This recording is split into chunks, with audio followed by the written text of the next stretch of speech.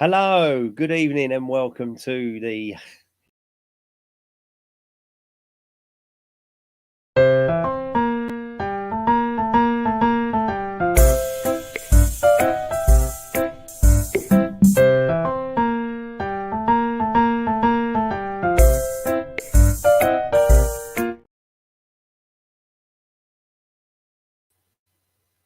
Hello, it's me.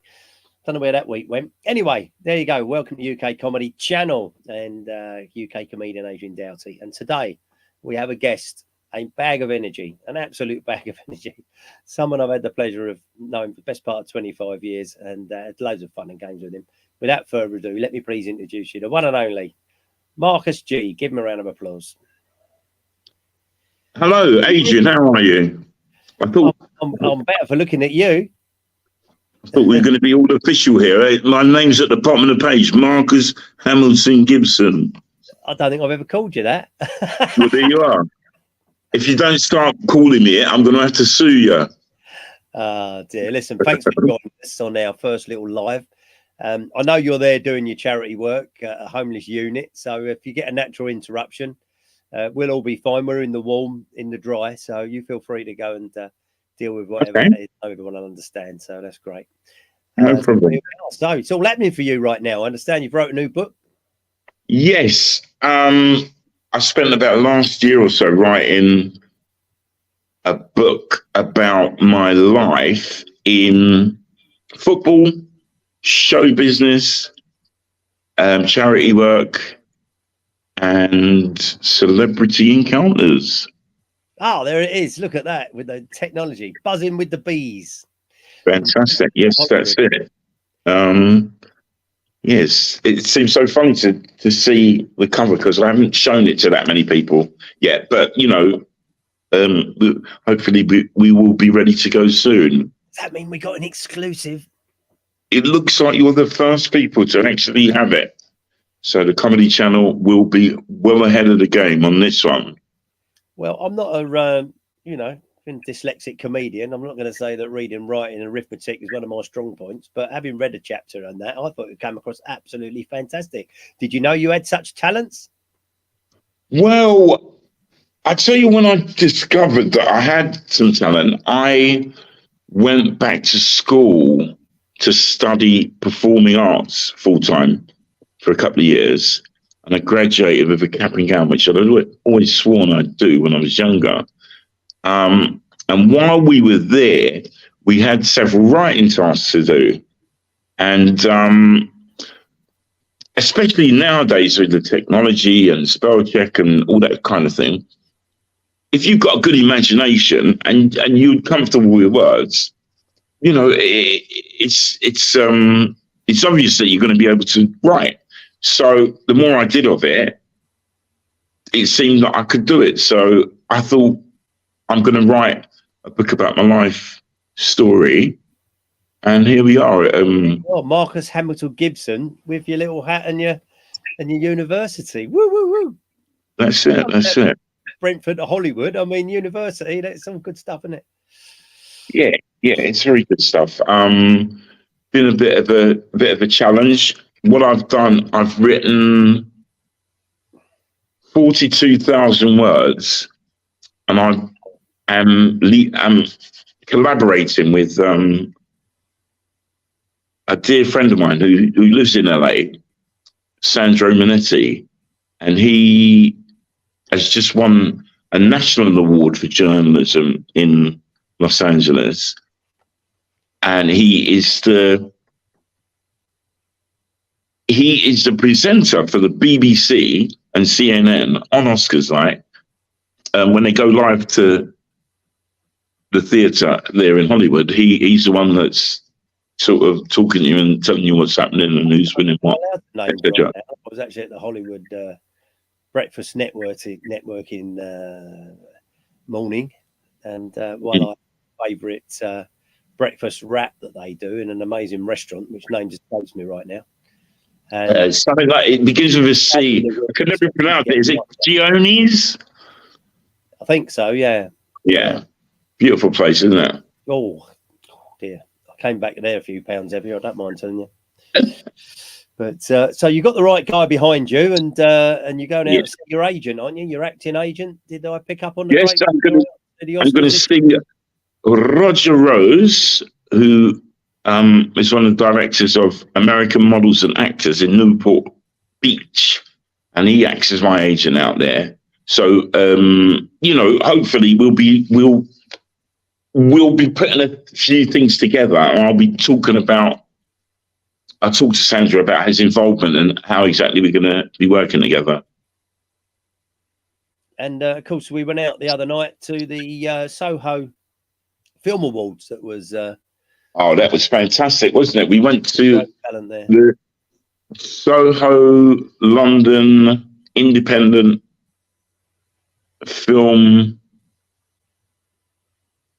something. They call it LIFE, LIFFE, but I can't remember what it's called. But it's the Soho Independent Film Awards, and it was put together by a dear friend of mine, an actress, and obviously she's the director of the festival. Give me one moment.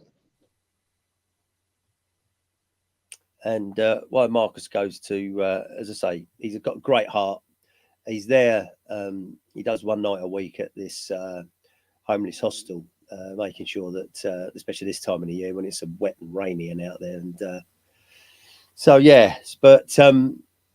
what was interesting at the film awards was, of course, the some comedy movies did get put forward, and a film about bipolar actually got an award as well. So yeah, it was good to see that organised.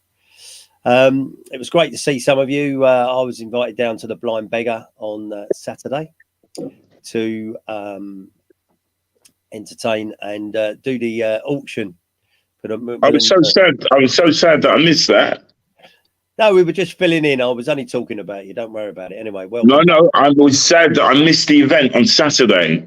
Oh, that one, right? Yeah. So yes, the Blind Beggar. Yeah, it was a good turnout. There were several hundred there. Okay. Interesting faces, and of course the great Flanagan, who she's just got the MBE for her work for charity for Macmillan nurses. So fabulous. It was great to catch up with her. She was the first page 3 girl. She was with Dave Courtney in the Royal Box when I done Sunday Night London Played In with Joe Longthorne, of course. So, that's one of the highlights. Yeah, so that was quite interesting. So so going back to the Soho Film Festival, a dear friend of mine, Liz Fahadi, has put it all together, and it was absolutely fantastic. And the irony was that I knew I might bump into Michelle Collins there, who used to play. She used to act on EastEnders. I'm trying to think what her character was. Cindy Beale. She was married to Ian Beale. She played Cindy Beale for many years. She's a national treasure as far as I'm concerned, Michelle Collins. So the last time I bumped into her was I was working at one of the best events I ever worked at. We were at Wembley Stadium. The Rolling Stones were doing their Voodoo Lounge World Tour, and of course, at their VIP after party in Wembley Stadium, they set up a huge Voodoo Lounge, and there was only one person who could be the devil in the Voodoo Lounge, and it was, welcome to the Voodoo Lounge.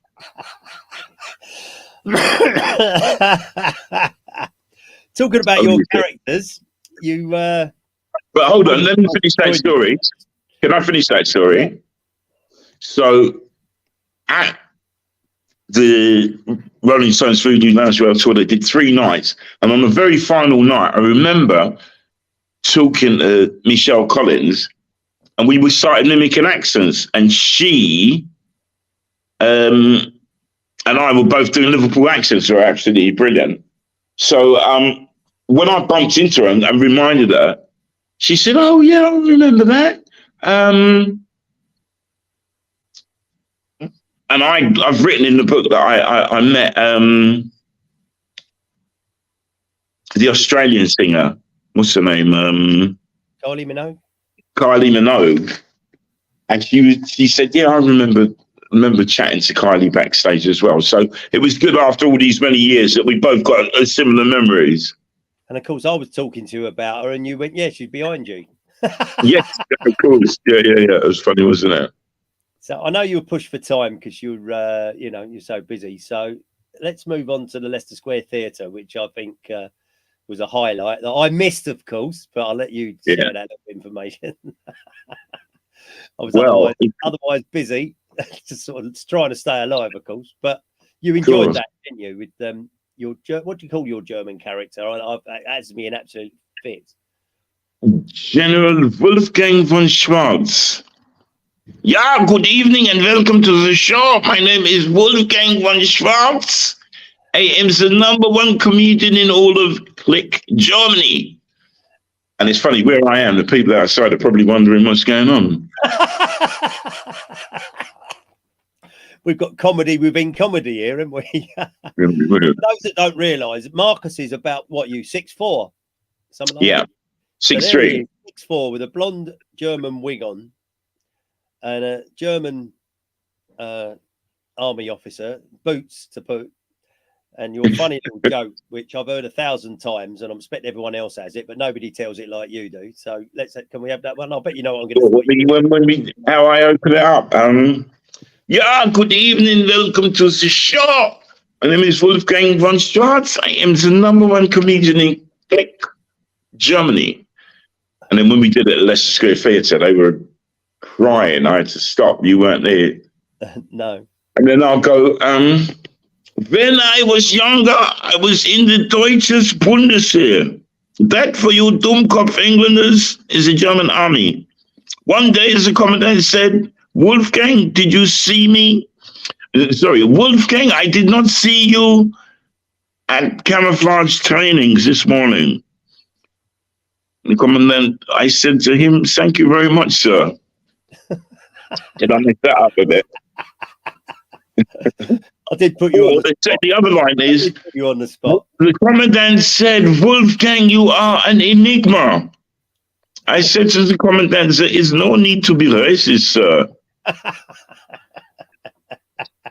So it's all that sort of thing. Yeah, so there we are. So for the people listening, I was due to be there. It was actually Johnny Tate's Factor 25, which was depicting something like the Britain's Got Talent in it's probably 8 years ago. So it's sort of like what it was going to be like in 12 years later. So isn't it funny? The funny thing is that it's going to be 2025 next year. So I know. Yeah, should have given us a few more years. I was due to leave. I'd had a nice shower and a cup of tea. I went to put my socks on, and that was me, ladies and gentlemen. I had a stroke and found myself in an ambulance and hightailing it to Eastbourne General Hospital, which was as near as I got to the Leicester Square Theatre on that occasion. So who knows? And if you'd like to know the actual details and events of that day, I've written a chapter dedicated to the Leicester Square Theatre Factor 2025. Most importantly, my dear friend and mentor, Adrian Doughty, who, of course, was we were told when we arrived at Leicester Square Theatre that you'd gone to hospital with a heart attack. So we everybody was heartbroken. But as the words of the song, one of my favourite songs, there's no business like show business like no business I know. You know, the show must go on. So we had to just go on. And I realised that you were Johnny's right-hand man. And I found myself just naturally going around making sure everybody was all right, picking them up a bit, etc., and not thinking about what I had to do, because I still had 4 different characters to be. And before you knew it, the show had started. Now, what made it an absolute unique occasion for me is that I'm best friends with my ex-wife, as you know, and Eleanor Gibson, performed for the Canadian National Ballet, and she's absolutely brilliant. She was the UK and world pole dance champion as well, and she sets amazingly high standards. So I felt a little bit under pressure from that, and the fact that she had her 2-year-old daughter with her, and it was the first time she'd ever seen a performance in the theatre. And little Grace, I'm her uncle. She's the love of my life. So, but it all magically came together. And afterwards, Eleanor said to me, "That's the best thing I've ever seen you do." That's lovely. And you, yeah, you know, so it all somehow, in the face of adversity, it all came together, and it was beautiful. And for your viewers, if they make a note of the name of the book, Buzzing with the Bees from Brentford to Hollywood, and it tells the story of my journey through the world of football, show business, celebrity encounters, working in charity, and working with my local club, Brentford, and ended up in Hollywood, which is where I'm off to in a couple of weeks' time. I'm going to go over for Oscars weekend. Great time to network, get a great time to meet people. In previous times I've been there, and I remember, I can't remember what year it was, but one year I was wearing a kilt inspired by Samuel L. Jackson in the 51st state. And I had a guy come up to me. I looked, you know, it's not often you see West Indian gentlemen in kilts. So I had people were coming up asking for photos, all sorts of things. And one guy, he kept coming up and he kept saying, he said, "Well, man, you look great. I need to talk to you about a project I got coming up." And I was like, cool. So an hour later, he comes back to me. He's probably had a couple of whiskeys. Everyone's set their hair down. It was really fabulous, right? And he's really enthusiastic. "Man, I need to talk to you. You've got a great look. I'm going to come and find you in a minute. We're going to talk about the project I'm doing." And then I saw my dear friend, John Campbell, who I think you know because you're related to him. It's your nephew. I am. Anyway, John, who had invited me over, I said to him, "John, who is this guy? Is he serious?" He said, "Yeah, listen, he's making a gangster film at the moment. Or he's trying to get the funds together to make a gangster film in London. He wants me in it, and I think he wants you in it. So when you talk to him, be proper and be your lovely, charming self." So eventually he came over to him. I'm sure you've met him, Jules Grant. Yes, I love Jules. Yes. Yeah, but that was the first time I met him. This is going back 7-8 years.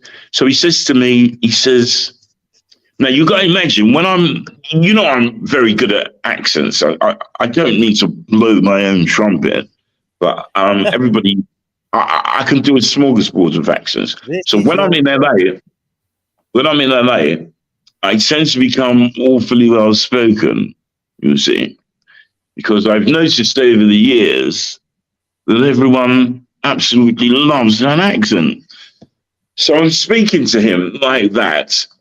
And he says to me, in an American accent, I'll change now. He says, "Hey, buddy, you don't mind if I ask you something? You won't take offense. It's about your accent." He said, "Can you do a Cockney gangster accent?" And I said, "Of course I effing can. He makes the gangsters." And of course he loved all that when I went in the Cockney, you know what I mean? And I played in one of these little cameo role in one of his films as okay. I think I remember it. They said, "Could you play a corrupt politician in a massage parlour?" No acting involved. He's the Pope of Catholic came to mind. Yeah, anyway, yeah. But of course, the story, the funny thing that always amazes me is, I don't smoke. I've never smoked. And I think I've done it for a week when I was about 9, I think, 5-part drive. Yeah. So elderly people watching this, they'll know what I mean. Anyway, but anyway, when I sat down on the set and I was working out how I was going to play this part, and laying there is the biggest cigar I ever did see. And as I said, I've never smoked a cigarette, let alone a bloody cigar. So I picked hold of it, started lighting it, thinking that by the time they went, "Okay, action," and I'd have it all set. And I only had a few words to say, which was basically to decide they were planning world domination, and they were basically asking me if I was in or out. Really, that was it. So I was only had to really say yes or no. So obviously I was going to say yes, but the point was that along with this cigar, was one of the 1960s lighters. And everyone has ever seen them before. That they were sort of the predecessors to the clippers, where they had a little flint in them and all the rest of it. But of course, you'd light them, and unbeknown to me, they used to get really hot. And by the time I tried to light this cigar, unbeknown to me, the lighter is now like red hot. So the next thing is he goes, action, take two, like that. So I held me cigar. They went, are you in or out? And I just got my cigarette, went like that with it.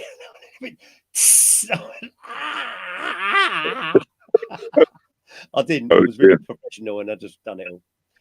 Took a nice little go on the cigar and blew it, and then turned around and went, yes. So there you go. That was so you've done a bit in that. Not many people can say that they've done a bit in Hollywood, can they? No, and I must tell you that Grant, George Grant, is a fantastic producer. I mean, how can I put it? That sounds I'm being rude. I'm not being rude, but he's got that eccentricity, and he thinks outside the nine dots. And therefore, the whole thing is, you're all alive while you're doing it. That's what I liked about it, So if he does make something, I'd go with it. You'll have great fun, if nothing else. You know what I'm saying? So yeah. Well, when I go over there, I'm hoping a few doors will open. I'm hoping the book will lead to other things. And I'm feeling very optimistic. And you're singing, you like your singing, don't you? Yeah. I used to sing with a band called Phony M, a cover band of Boney M many years ago. It was great gigging, obviously, with three female singers. We used to travel up and down the country and do that years ago. So I'm always open to the opportunity to sing. Sandro Manetti will be opening a play that he opened last year in Los Angeles. He did a comedy remake of Die Hard, the movie, and he's intending to do it again at Christmas this year in the West End.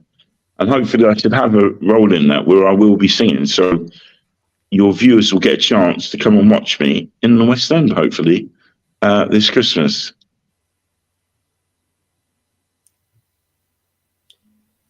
So, yeah, there's a lot going on at the moment. As I say, I'm going to be play over there in the States. So let's hope that's a little goer. Does he know what theatre he's using at the moment? No, he's not 100% sure. When I go out there for Oscars weekend, Oscars always falls on a Sunday. So it'll be Sunday, March the 10th. I'm going to go on the Friday the 8th. Just going to be there for 5 days to got some business meetings. And it's always great to network. And one of the other chapters in my book is about being in LA on Oscars night. And I can't describe it to anyone. It reminds me a little bit of the Notting Hill Carnival in the sense that it's a huge, great big party. Everywhere you go in LA on Oscars night, they'll have an Oscars party. So the whole city having a great big Oscars party. Right. And then obviously, if you're in the industry, there's a pecking order. And the number one place to be is at the Oscars. And next down is the Vanity Fair party, the Elton John party, or you could be in Chateau Marmont, which is the hotel, a very famous hotel in LA. And all of the Oscar nominees stay in Chateau Marmont the night before. Right. So on the night of the Oscars, you can imagine it's absolutely buzzing. And I'll give you an example. I've been one particular year, I think it was 2019. I've been one particular year, or 20, and I've been going to parties all week and it's been brilliant, etc. But on Oscars night, I hadn't received an invitation to anything different, decent. So it looked as if I'd be watching the Oscars on my cousin's sofa, which is not, when you're in the industry, that's not the place you want to be. I got a last minute phone call from a friend of ours, Rolly, and he said, "I've got you a ticket for the Swedish Embassy Oscars party in Beverly Hills." I thought that sounds absolutely fantastic. So I went to Beverly Hills. I had this beautiful red velvet jacket on, and when I got in there, I bumped into Dolph Lundgren, and it's often happened to me. Who that is, that those that don't know who that is. Dolph Lundgren is a famous action hero, and probably his most famous role, the role that got him to fame, was he was in the Rocky film as the Russian fighter that killed his friend in the boxing ring. So his name was Ivan Drago, and he would say, "I am Ivan Drago. I'm a machine." Like that. So when I get to the Beverly Hills, the Swedish Embassy Oscar party in Beverly Hills, it's happened a lot since I was a child. People often think they've seen me before, or they know me, or they've worked with me. I've had it so many times, it's unbelievable. So he looked at me in my red jacket, black bow tie. I looked like $1 million, if I say so myself. And he thought that he'd worked with me. So he was really friendly. "Hey, buddy, how you doing? Long time no see." He was all over me, in fact. And he said, "If there's anything I can do, if you need any drinks or whatever," I said, "if you could come down to the photo board and have a photo with me in a minute, that'd be great." When I went in to see Rowley, I told him, I said, "Wow, have you seen who's here?" He said, "Yes, Dolph Lundgren, and leave him alone. Don't pester him or you'll get me in trouble." And that is the irony of our business, because if I just take the photo straight away, no problem. But once your host has told you not to pester somebody, you're not going to go back there. It will be rude. So once we finish there, we all go to Chateau Marmont together. And when we get to the door, the guy says, "No, you're not coming in." And one of these Swedish guys gets on the phone and he calls up, and 5 minutes later we're in. And I've never seen anything like it in my life. It's like being at a rave, but nobody's on any. It's just everybody's so fired up, so well dressed, so buzzy. And you've got to be polite to everybody you meet because you don't know who you're dealing with. So it was one of the great experiences of my life. And then, ironically, I'm sitting on a table full of Swedes, and it was a year that Leonardo DiCaprio won an Oscar for the first time. And that year, a Swedish girl called Alice Vikander won an Oscar for the Eddie Redmayne film, where Eddie Redmayne was, I'm trying to think of the name of it, it's gone from me, but Alice Vikander is a Swedish girl. She won an Oscar, and I'm sitting on this table, and the girl sitting next to me says, "I'm so excited, my friend has won an Oscar." I was like, "What?" She said, "Yeah, we are going to go to the Vanity Fair party." And I said, "I know it's a bit cheeky, but would it be possible to come up and say hello to her and get a photo with the Oscar?" And she went, "No, I don't think so. I'm sorry, she's a bit busy, maybe later." And I'm like, wow, this is how close to the action we are. And as you well know, I'm so proud of my first ever picture, which came the following year with an Oscar at an event. And, if you want to find out how I got my picture with an Oscar, you'll have to buy the book. Fighting with the Bees, from Brentford to Hollywood. I'm Marcus Hamilton Gibson at your service, and it will be, I don't think we're going to release it till next year, so you've got some time to save up some money, because it won't be cheap. Marcus, thanks for your time. Congratulations on the book. I can't wait to read it. I can see the bestseller coming out now by the time we're finished, and you've been to the Oscars and all the rest of it. And so I wish you well for the rest of the evening, looking after your homeless people. And, okay. Is that me? having owned a homeless unit myself and looked after 25 homeless people, I know how, you know, it can be. You just never know what's going to happen next, of course. But anyway, we look forward to maybe getting you on again and hearing all about this year's Oscar parties. Okay, my pleasure. Adrian, take care. Always an honour. Thank you. Good night. God bless. Take care. See you later. Well, there he is, the life and soul of Hollywood, by the looks of it.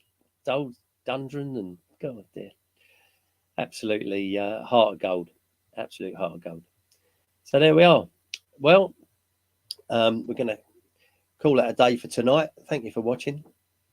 As you can see across my, I always do that, get the wrong way around. There you go, UK Comedy Channel. Please, you know, like and subscribe. If you can share it with a few of your friends. You know, maybe you're a comedian out there, or you're trying to get on the whole comedy circuit, or you're trying to get on in your career. You know, drop a message or an email via the link at the bottom of the page, and maybe we can help you in some way. That'd be a pleasure to try and get you a bit of stage time, or you know, just some advice. You know, that would give us great pleasure to do that. Go away. Okay, sorry, I wasn't sure. See you later. Bye. Bye.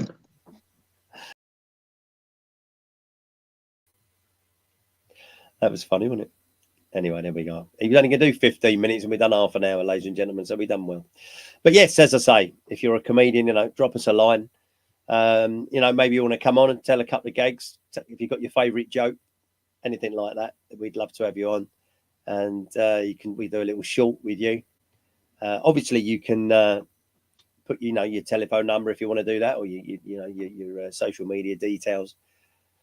Maybe you're a writer and you want to, you know, meet up with a few comedians. You know, let's all pull together. Together we're stronger, as the saying goes.